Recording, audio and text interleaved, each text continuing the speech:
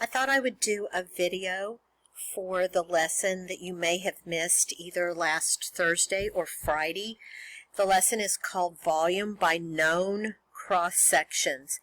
And what you see here that I have kind of marked on from class would be taking a base that's a parabola. So you can see my parabola right here.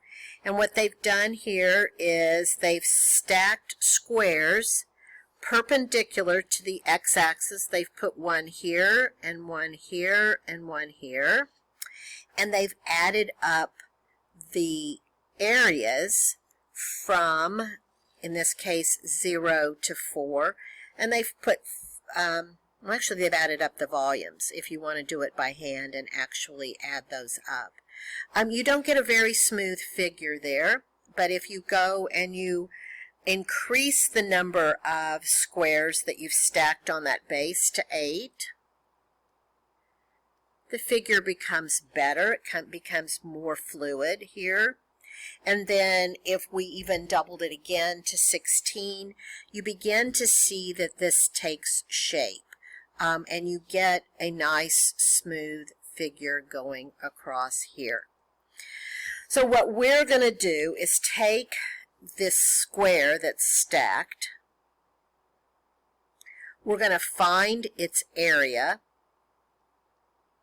So we know that the area, and I'm going to call my square sides S, because I like to call it, it's lying on its side, and my area then would be S squared.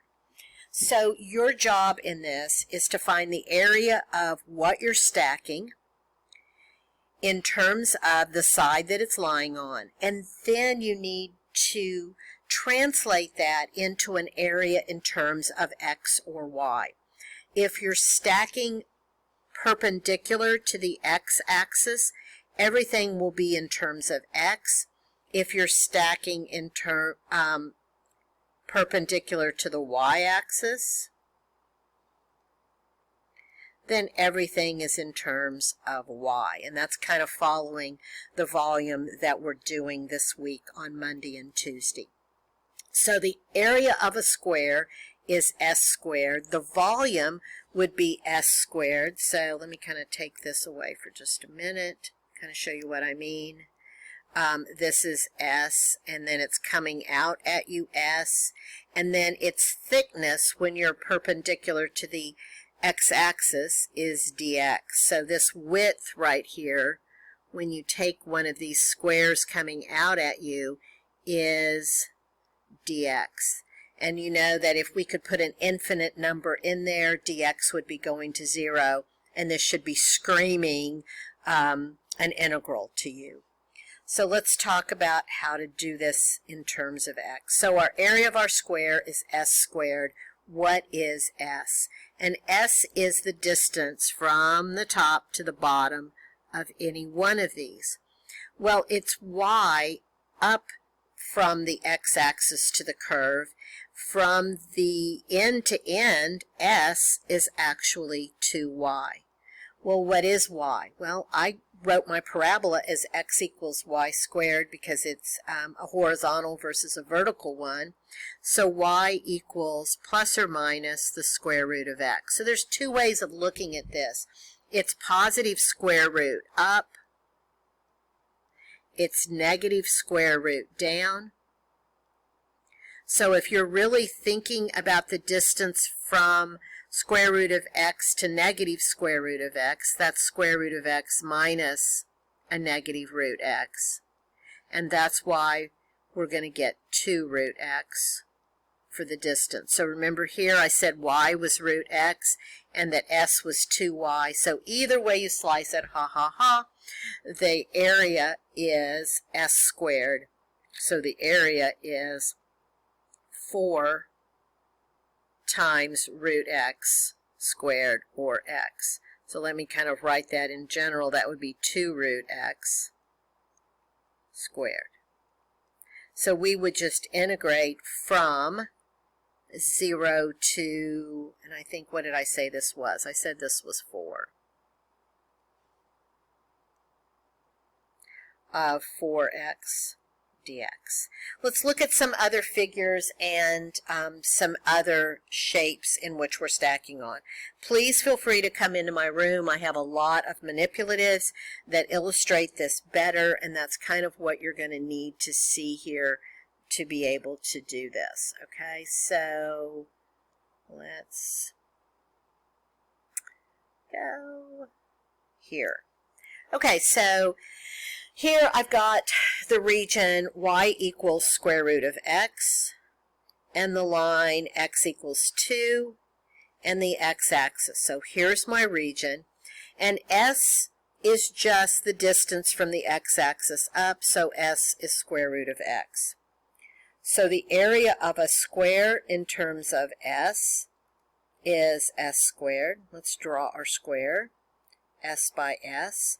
So for this problem, the area in terms of x is square root of x squared, or just x.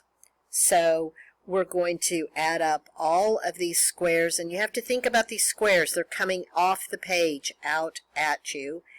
So if this one has, well, this one right here has a length of root 2, and so it would be coming out at you root 2 as well. So we're just going to integrate from 0 to 2, our area of 1 square dx. So we get 1/2 x squared from 0 to 2, and we get 2, and that's going to be cubic units because these are solid figures. Equilateral triangle. That triangle has sets on s again, so s for all of our problems is square root of x no matter what we're stacking.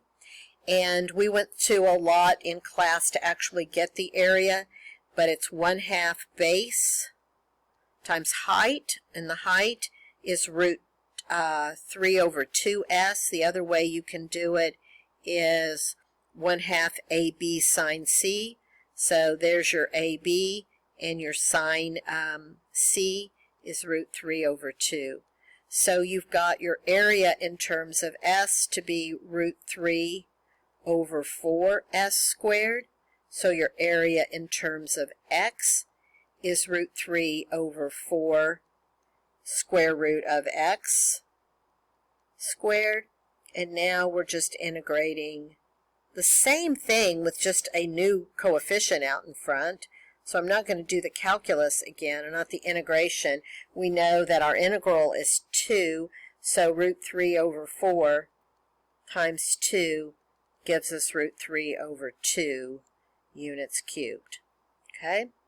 Here's another thing that's pretty common to stack, and those are isosceles right triangles. So the side that we're stacking on is actually the hypotenuse, and the right angles are pointing out or up at you. I've seen a lot of ways we can, you could do this with a 45-45-90 triangle. The coolest way I've seen to come up with this is if I have a square that's s by s, and I draw in 2 diagonals, that these are 4 of these triangles that I was talking about. And so because the area of the square is s squared, the area of the triangle is s squared over 4, or 1/4 of that. And again, you can come up with that using your 45-45-90 triangle, but I thought this method was a little bit cooler. So our area in terms of x, I know this seems repetitive, but I think you need it to be able to see what's going on. 1/4 x. We'll integrate from 0 to 2 of that same x. And so 2 times 1/4 is 1/2. The semicircle. The thing that's different about the semicircle is that it's lying on its diameter. And we think of the area of a semicircle as 1/2 pi r squared.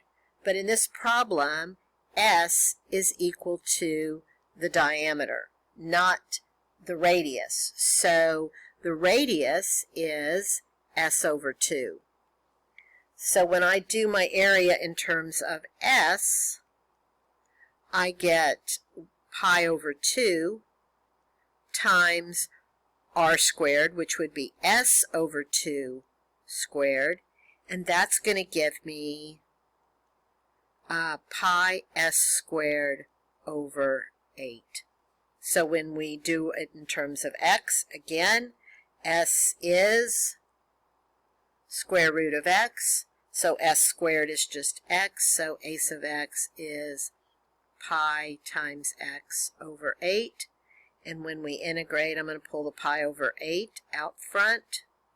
Integrate x, which we already know is 2 from the first block.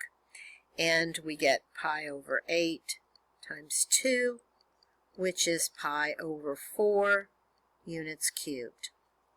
Almost finished, because I want to show you again what's going to happen if we stack perpendicular to the y-axis, perpendicular to the y-axis. So here is perpendicular to the y-axis, and here's our s. So it's the same region. This is y equals square root of x. This is x equals 2. So what's this length? Well, again, when you do things perpendicular to y, everything needs to be in terms of y. So if y is square root of x, x is y squared.